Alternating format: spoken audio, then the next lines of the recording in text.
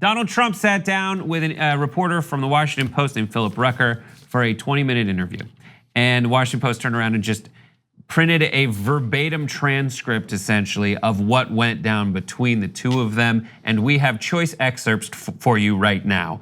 One of the issues that they covered was the Fed, because while Trump sees a lot of jobs disappear at places like Ford and GM as a response to his tariff war, he likes to blame things on the Federal Reserve for raising interest rates. Here's how he outlines that. I'm doing deals and I'm not being accommodated by the Fed. They're making a mistake because I have a gut. And my gut tells me more sometimes than anybody else's brain can ever tell me. Well, I just want to support Donald Trump for a second there, because his gut does tell him more than anyone else's brain can tell him, right? He doesn't listen to anybody else, so that part is true. But you know, picturing Krang from Teenage Mutant Ninja Turtles, like a brain with a mouth in like a large robot, is being like, "Brain, I'm a brain telling you things." Yeah, it reminds me of Total Recall. Yeah, turn off the reactor. That's what my guts tell me. All right, anyway, you remember when Albert Einstein said, "Oh, what's a brain good for anyway? Just go with my gut." Oh, right, no, he didn't say that, that's right. Okay. Here he's talked specifically about Jay Powell, who runs the Fed. He says, so far I'm not even a little bit happy with my selection of Jay, because he did choose Powell. Not even a little bit, and I'm not blaming anybody, but I'm just telling you, I think that the Fed is way off base with what they're doing. So, two things about this. One, he does what I do tongue in cheek, but seriously. Like I say on the show all the time, I'm not saying anything, I'm just saying, right? He literally said, I'm not blaming anybody, goddamn Jay Powell, I'm not happy with him even a little bit, not even a little bit. No, you just blamed him. What do you mean you're not blaming anybody? You just blamed him. Later, he went on to blame, of course, the Democrats and China for the economic downturn, while saying I'm not blaming anybody. Now, why is he blaming the Federal Reserve? See, he's overheating the economy because he's spending a ton of money and he did a giant tax cut, and the economy was already booming under Obama. So what the Fed is logically doing is raising interest rates a little bit so that we don't get runaway inflation. But when you raise interest rates a little bit, what it does is it increases the cost of borrowing, which slows down business a little bit, which is exactly what you want to do. Otherwise, you're going to get the inflation, right? But Trump, he doesn't listen to his own brain. He listens to what is it, guy? Quato? What was it? Quato from Total Recall, correct? Yes. Okay. So he's like, well, I don't like it. I don't like it even a little bit. And what's he doing over there at the Fed? He's doing something logical, even though you selected him, which is a minor miracle, okay? But what does he want to do? He wants the market to keep going up, up, up, up, up, so I can go and do my rallies and say the market's going up. But you idiot, at some point, if it does that, it's going to crash. But of course, he's too stupid to realize that. In fact, Jay Powell's trying to help him avoid the crash, but Trump's too dumb to realize it. He covered other subjects in this interview, including that of climate change. Just sit down and get comfortable for this one. One of the problems that a lot of people like myself, we have very high levels of intelligence, but we're not necessarily such believers. You look at our air and our water, and it's right now at a record clean. Oh, okay. Well, he does have high levels of intelligence, apparently. When you look at China, and you look at parts of Asia, and when you look at South America, and when you look at many other places in this world, including Russia, including just many other places, obviously ran out of countries he knows. The air is incredibly dirty, and when you're talking about an atmosphere, oceans are very small. What? He just called oceans. What is that? He just called oceans small. That is the word for the largest bodies of water we have. Oceans. There we have tons of other names for bodies of water of various sizes. You got pond, you got lake, you got Great Lakes. You have oceans. There's nothing bigger than oceans. But he just said they're small. I don't get it, because I do remember him saying during the hurricane in Puerto Rico, Puerto Rico is an island surrounded by big water, ocean water. So it's weird that he's backtracking now, and apparently ocean water is not big water. But to be fair to him, he's among the people that are highly intelligent. He just flip-flopped on the size of oceans. I mean, yeah. He flip-flopped on whether oceans are large. Okay, there's more to that quote. Thank God. Yeah, no, he says, and it blows over and it sails over. What? So this is about the dirty air. It blows over and it sails over. I mean, we take thousands of tons of garbage off our beaches all the time that comes over from Asia. It just flows right down the Pacific. It flows, and we say, where does this come from? And it takes many people to start off with. Like, this gives me panic attacks. That's our president. That's the most powerful man on earth. That's the commander in chief. He can't put together a sentence. I mean, I don't, normally we break it down, but how do you break down, you look at our air and our water and it's right now at a record clean. At a record clean. What is a record clean? What is a record clean? What is that of air and water? Like the scientists tested it, oh my God, Donald Trump is right. It is record clean. Can we bring out the Guinness Book of Record Cleans? Just to check, just to make sure our facts are straight. And he says, I mean, who says about himself? A lot of people like myself, we have very high levels of intelligence. But we're not. Like, if that was a person in your real life, would you be friends with him?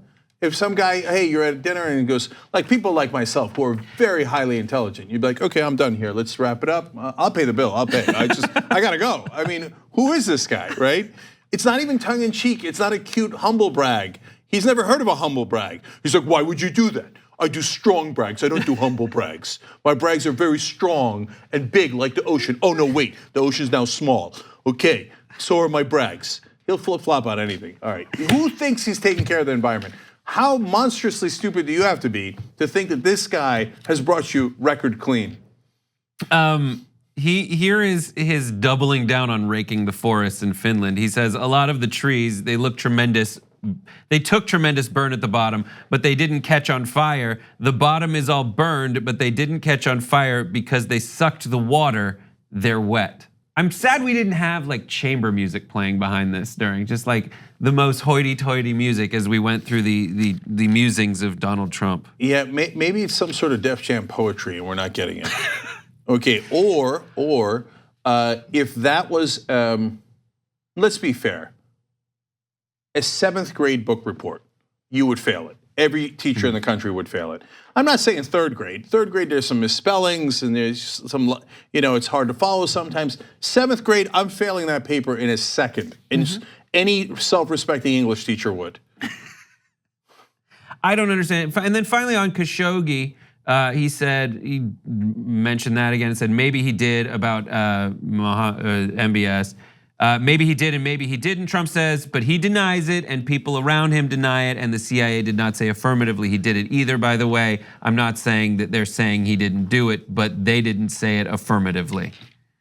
It's just another rambling thing. Yeah, at least I understand what he's saying there. He's saying like, look, the CIA says he did it, but I don't want to say he did it. So I asked him, are you absolutely positive? Are you 100% sure? And they didn't say they were 100% sure. Good enough. Let's keep doing business with Saudi Arabia. Right, but like, what if they said I'm 97.9% sure because that's how the scientific community is on climate change, and he still denies the hell out of that? Well, he certainly would. And now I have 2 more from the interview, which I found to be interesting, and the last one is the best one. And it's going to relate back to the Federal Reserve. But first, on the Middle East. Now, the one thing you got to give Trump credit for is he accidentally tells us what US foreign policy has been, but we're supposed to use code words and stuff. But he's not bright enough to use code words. So he says, now, are we going to stay in that part of the world, referring to the Middle East? One reason, 2, is Israel. Okay, I'm not sure we're supposed to say that. A lot of times people do say that, right? But I think we're supposed to do foreign policy for us and not for another country. Like, it would be weird, for example, if you said, like, I'm not sure we should stay in the Middle East, but France wants us to, so we're going to. And that's also his argument for pulling funding from other countries. He's like, what does this benefit us? How does this benefit us? It doesn't. Yeah, but to be fair to him, a lot of politicians say that in this case. And Israel is, at least in the Middle East, ostensibly to protect them, although they're the mightiest military in the Middle East by an order of magnitude, which we have funded to the tune of billions of dollars. But okay, let's put that aside. This is the more interesting part. He said, oil is becoming less and less of a reason because we're producing more oil now than we've ever produced. So, all of a sudden it gets to a point where you don't have to stay there. But remember, Donald, all the politicians, including the Republicans, were pretending that we went to the Middle East to liberate them. Remember, we were going to bring them democracy. That's why we went. We went because of weapons of mass destruction. We went because some guy that Saddam Hussein once knew met some other guy in Czechoslovakia, none of which was true. Okay, so we didn't go to take their oil. And so when you now say like, I don't know if we have to stay in the Middle East anymore because we don't need their oil. Oops, you weren't supposed to say that out loud. Yeah, and a number of years ago, it came to light that he essentially said, when we went into the Middle East, we should just have all the oil. That will be our oil now. Not only did he say that during the campaign, you're absolutely right, Brett, but a recent news story came out over the weekend where he apparently on a call with the Prime Minister of Iraq said, why don't you just give us your oil? And everyone on the US side was like, you can't, we thought you were just doing like populist crap on the campaign trail. You can't just tell another country, why don't you just let me steal your natural resources. And H.R. McMaster, who was his national security advisor, tried to correct him. And H.R. McMaster is no longer his national security advisor, okay? Yeah. And then, but here comes my favorite because this is back to fun. So he was considering Jay Powell for the position. He said, other people advised him, but he wasn't sure, but he's not blaming anyone, right? But he was apparently even considering keeping Janet Yellen, who was appointed by Obama. Apparently the interview went really well and she impressed him. I don't know how she did that, but bless her heart, okay? But there was one problem and it led to Donald Trump deciding not to rehire Janet Yellen for the head of the Federal Reserve. I'm quoting now the Washington Post. The president also appeared hung up on Yellen's height. He told aides on the National Economic Council on several occasions that the 5'3" economist was not tall enough to lead the central bank, quizzing them on whether they agreed, current and former officials said. You must be this tall to manage the Federal Reserve. Yeah, she's apparently having troubles getting on roller coaster rides and as being the head of the Federal Reserve. What kind of a moron makes decisions on who should lead our economy based on how tall they are? I mean, look, I know we got used to it, but he is stunningly stupid. Stunningly stupid. One of the dumbest guys I have ever seen in my entire life in the public sphere or anywhere else. And like I said, if I met him in real life, and he's like, I was gonna hire someone great for my company, but they were 5'3". I'd be like, okay, I'm done with you. I'm never gonna do business with you, and you're one of the dumbest people I've ever met. And he's doing that for the head of the Federal Reserve. If you are a fan of Donald Trump, I feel so sorry for you that you think this guy is smart. I mean, you want to talk about records. You break every record for stupidity if this is your idea of smart. 2 easy ways to follow the Young Turks. One is hit the subscribe button down below. Then you're a TYT subscriber. And second is ring the bell. And when you do that on YouTube, you're notified of our videos.